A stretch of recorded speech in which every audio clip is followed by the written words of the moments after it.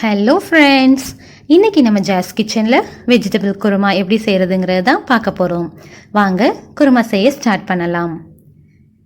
கடாய் அடுப்பில் வச்சதும் 4 டீஸ்பூன் அளவுக்கு எண்ணெய் சேர்த்துக்கங்க.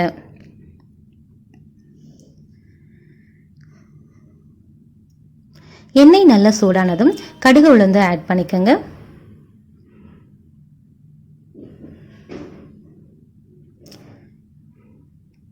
கடுகு நல்லா வெடிச்சதும் பிரியாணி இலைகள், பட்டை, ஏலக்காய், லவங்கம் எல்லாத்தையும் அதில் ஆட் பண்ணிக்கோங்க.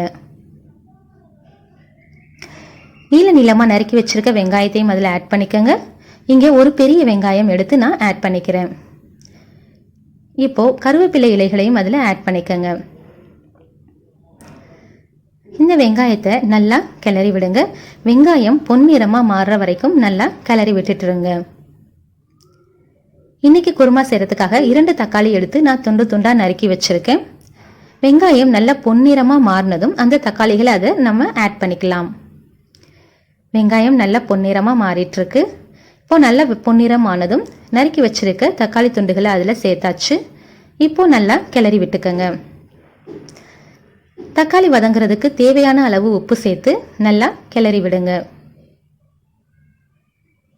தக்காளி வதங்கினதும் 1 டீஸ்பூன் அளவுக்கு இஞ்சி பூண்டு விழுது சேர்த்து நல்லா கிளறி விடுங்க. நல்லா கிளறி விட்டதும் 1/2 டீஸ்பூன் அளவுக்கு மிளகாய்த்தூள் ஆட் பண்ணிக்கோங்க. இப்போது மிளகாய்த்தூள் சேர்த்து நல்லா கிளறி விடுங்க. மிளகாய்த்தூள் சேர்த்து கிளறினதுக்கு பிறகு நாம் எடுத்து வச்சிருக்க மற்ற 2 தூள்களையும் நம்ம ஆட் பண்ணிக்கலாம். மஞ்சள் ஜீரகத்தூள், மல்லித்தூள், இது ரெண்டுமே 3 டீஸ்பூன் அளவுக்கு நான் எடுத்து வச்சிருக்கேன். அதையும் சேர்த்து நல்லா கிளறி விட்டுக்கோங்க.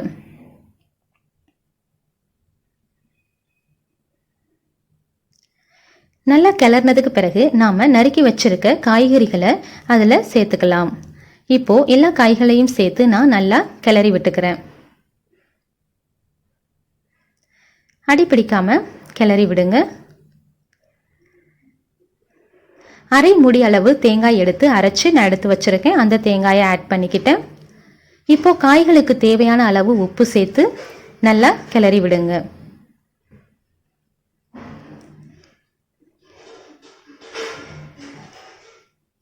அடிப்பிடிக்காமல் நல்லா கிளறி விடுங்க. கிளறி விட்டதும் நம்ம எடுத்து வச்சிருக்க காய்க்கு தகுந்த அளவு தண்ணி சேர்த்துக்கங்க. இங்கே நான் 4 கப் அளவுக்கு தண்ணி சேர்த்துக்கிறேன். சேர்த்து நல்லா கிளறி விடுங்க. அது நல்லா கொதிக்கிற வரைக்கும் வெயிட் பண்ணுங்க.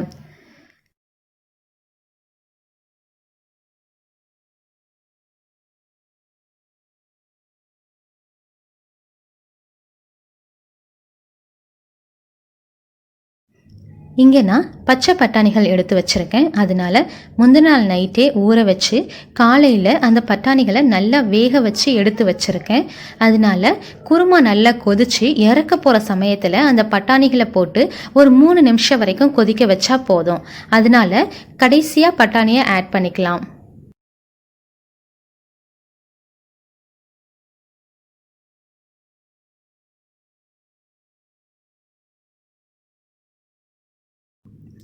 பட்டாணி ஆட் பண்ணதுக்கு பிறகு ஒரு 3 நிமிஷம் நல்லா கொதிச்சிருச்சு. இப்போது கொத்தமல்லி இலைகளை அதன் மேலே தூவி நம்ம ஸ்டவ்வை ஆஃப் பண்ணிடலாம். அவ்வளோதான், நம்மளோட டேஸ்டான குருமா ரெடி ஆயிடுச்சு. இந்த குருமாவை நம்ம சப்பாத்தி, இட்லி, தோசை எல்லாத்துக்குமே ரொம்ப சூப்பராக இருக்கும். இதை நீங்கள் ட்ரை பண்ணி பார்த்துட்டு எங்களுக்கு கமெண்ட் பண்ணுங்கள். எங்கள் சேனலை சப்ஸ்கிரைப் பண்ணுங்கள். மறக்காமல் பெல் ஐக்கானை கிளிக் பண்ணுங்கள். தேங்க்யூ.